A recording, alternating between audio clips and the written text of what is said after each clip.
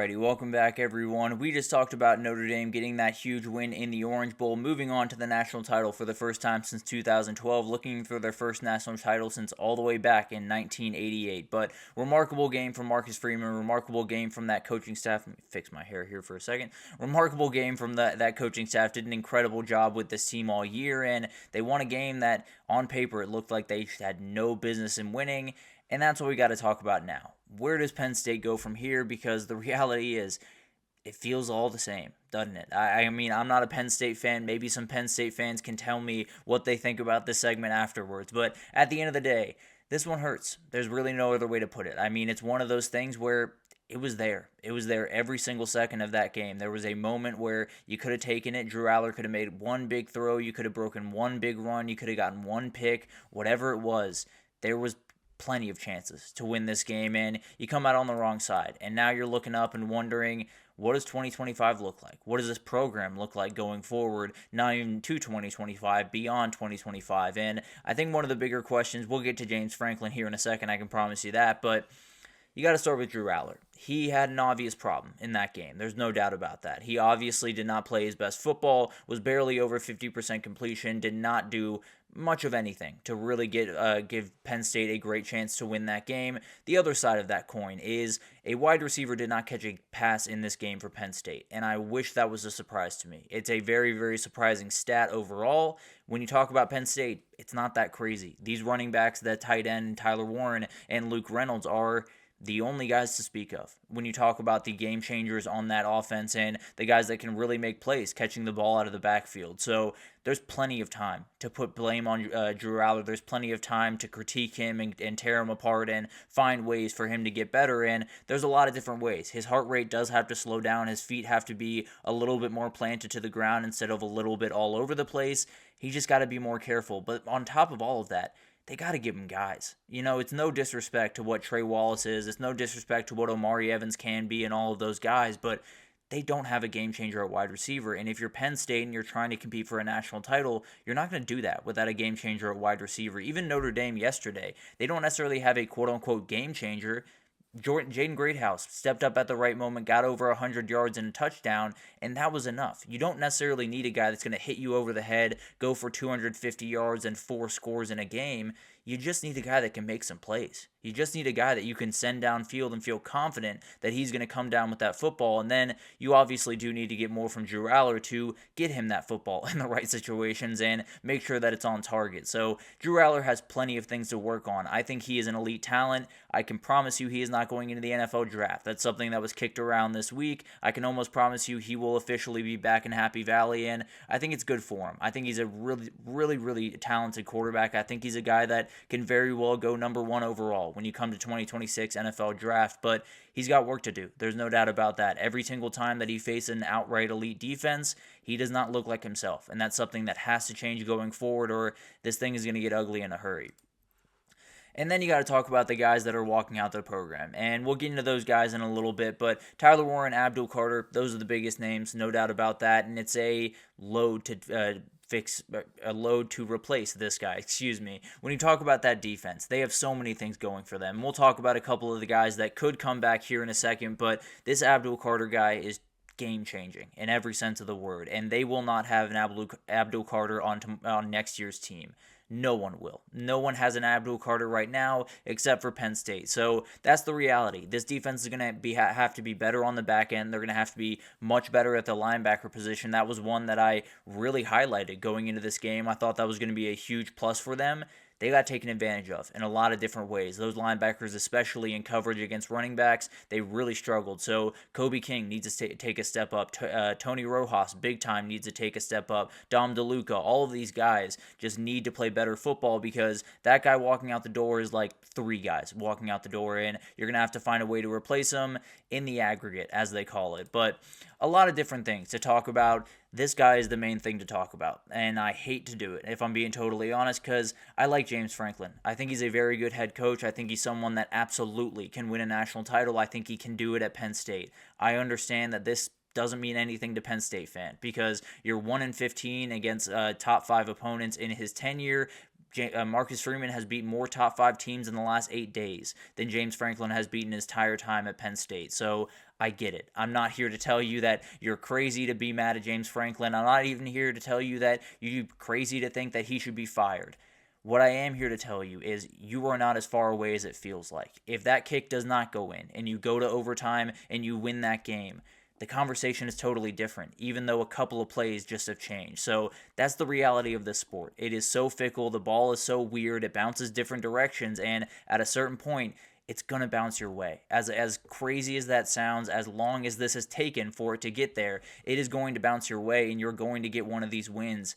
It's just going to take a while, and it's very, very frustrating, and there's things that you very much need to upgrade on to get you closer to that point, but you were really close. That's the reality of the situation. If that kick hooks left, or if Drew Allar actually does ground that ball instead of throwing it to Christian Gray, this game is totally different. The conversation around Penn State is totally different. The conversation around James Franklin is he can really win the big game. He is elevated to another level, not he's never going to get it done. So I understand it. It's another day that you feel like Penn State football. You feel like a team that is right there, but not quite to the elite level of this sport. But the reality is you're not far away. You're a couple of plays, you're a couple of bounces of ball, you're a wide receiver or two away from this thing becoming really, really special. But you do have some questions, and we'll get into those here in a second. Overall, I think Allar's getting there. I don't think he's there right now. I don't think he's a national championship quarterback right now. I think he very well could be next year. And I think you have guys on the defensive side of the ball that if they decide to come back, which is something we'll talk about here in a second, you have something that could be really special next year. Now, it's all too familiar right now, and I totally get that, and it's all too familiar for me to be sitting here saying maybe next year will be different. Maybe next year will be the year that you officially break through, but I'm telling you, this team is not far away. This team is different than the Penn State teams that we have seen in the past because when they walked on that field, I didn't feel like they were going to get pushed around. When they walked on the field with Ohio State, I didn't feel that way. When they walked on the field with Oregon, I didn't feel that way, and that has proven to be true. They're a very tough team. They're a team that is getting better. It's just very, very slowly. It's slower than people want it to, and I fully understand that's frustrating, but I promise you, at some point it's going to break through. At some point he is going to be the guy that breaks through for you, and if he's not, then maybe this time next year you're looking for a new head coach and you get to restart. As upsetting as that is, that's kind of the reality of Penn State football right now. But let's take a quick look forward to what 2025 has in store for them because I think there's some great things that could be in store. And we'll start with a couple of different guys that could possibly make their way back to this team. Now, Tony Rojas is coming back. Dennis Sutton is the guy that I want to talk about because we talked about how Abdul Carter is not a guy that you're going to replace with one guy. You're not. There's no doubt about that. This would be about as close as you're going to get. This is an absolute beast coming off the edge, made a number of plays last night, including that just ridiculous pick that he should not be able to physically make at his stature. But at the end of the day, remarkable player, and you get him back on board, some special things could happen. But you are losing your two best players, plain and simple. You're losing Abdul Carter. You're losing Tyler Warren. I would assume he still does have 1 year. I would assume he's going to the NFL draft. Would be very surprised if he came back to Penn State. But there's a couple other guys to talk about. When you talk about Kaytron Allen and Nick Singleton, there's been reports that they're coming back. There's been essentially no talk from them as they've gotten ready for these games. But if both those guys come back, you have the most lethal running back duo in the entire country. If a guy like Jalen Reed's the senior, if a couple of these offensive linemen, you're only losing Sal Wormley from that offensive line, great player, but only losing one offensive lineman. Defenders, you have a lot of guys that can come back but might not. A lot of decisions have to be made around State College, and it will have a huge, huge bearing on what that defense especially looks like. But overall, if you get those two running backs coming back, if you get Nick Singleton and Kaytron Allen coming back, if you get Dennis Sutton coming back to this team, it is going to be a special team next year. And then you just got to hope that Drew Allar takes that step forward that you've been waiting for. Then you got some questions for the offseason. Where do you look forward in? That's kind of the biggest one. Do they run it back? Does that duo come back for one more year? Does Kaytron Allen and Nick Singleton say, we were on the doorstep, I want a national title, we're going to go after it? If they do, plain and simple, they will absolutely be a national title contender. Now, the issue with that is, some of the question about this is, was this a step forward? That's the other question that I have for this offseason, and something that probably depends on what Penn State fan you ask, because you got to the CFP. You got to the semifinals of the CFP, and we've talked about this. I think it would have worked a little bit differently in the 4-team depending on who got in, but the reality is, you got to this point. You got close. But did you really change who you were? Was this one step forward, one step back, or was it two steps forward and one step back? Because those are two very different things, and at least it would be making progress. But that's something you're going to have to figure out from the Penn State fan base, and it's going to be hard to figure out. You never really know how much progress you made until you've officially broken through, and Penn State's still waiting for that moment. So was this anything? Was this just a really cool moment in the sun, and it didn't necessarily change who you are as a program, or was this just a building block towards something more special in the future? And then just get wide receiver help, please. I'm not even a Penn State fan, and it pains me to watch this team not have a wide receiver, catch a pass in the biggest game of their season. You have to figure that out. You absolutely have to figure that out, and there's plenty of guys in the portal to go find. Now, we'll get into that obviously next week. We'll try to get into a couple of the different guys that could be making their way different places. I promise you that James Franklin is on the phone with guys right about now. So there's a lot of different things that have to happen for this team. You're wondering if you've taken a step forward. You're wondering who's going to come in at wide receiver. You're wondering a lot of things. But let's look forward to the concrete here.